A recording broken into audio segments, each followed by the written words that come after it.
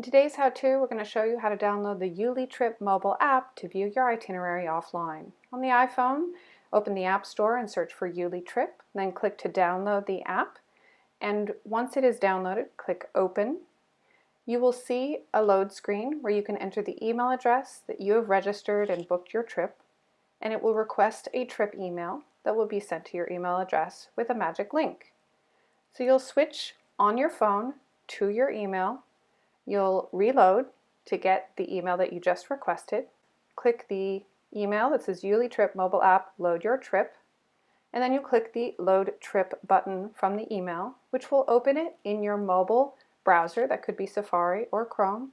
And then at the top, click the Load in App button, which will then take you back to the YouLi Trip app that you've downloaded.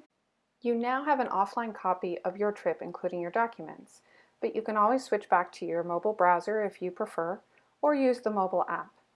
In the mobile app, you can choose to go offline. This is great when you don't have connectivity and you want to make sure that you can still view all the information from your trip.